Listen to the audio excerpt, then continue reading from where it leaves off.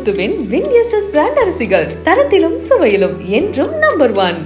கேரள முன்னாள் முதல்வர் கருணாகரனுக்கு ஒரு மகளும் மகனும் உண்டு. மகன் முரளிதரன் தற்போது கேரள காங்கிரஸ் தலைவராக உள்ளார். மகள் பத்மாஜாவும் காங்கிரஸ் கட்சியில்தான் இருந்தார். இந்த நிலையில் பத்மாஜா பாரதிய ஜனதா கட்சியில் நேற்று தன்னை இணைத்துக் கொண்டார். இதனால் ஆத்திரமடைந்த பத்மாஜாவின் சகோதரர் முரளிதரன் தனக்கும் தன் தங்கைக்கும் இனி அண்ணன் தங்கை உறவு கிடையாது என்று அறிவித்துள்ளார்.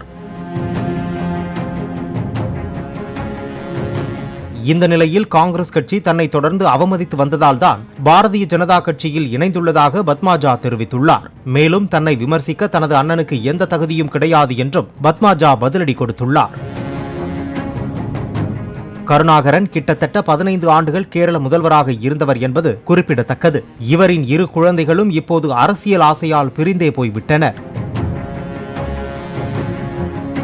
முன்னதாக கேரள முன்னாள் முதல்வர் ஏ.கே. அந்தோணியின் மகன் அனில் ஆண்டனியும் காங்கிரஸ் கட்சியை கை கழுவி விட்டு பாரதிய ஜனதா கட்சியில் சேர்ந்து விட்டார் என்பதும் குறிப்பிடத்தக்கது. காங்கயம் முத்துவின் வின்எஸ்எஸ் பிராண்ட் அரிசிகள் தரத்திலும் சுவையிலும் என்றும் நம்பர் 1.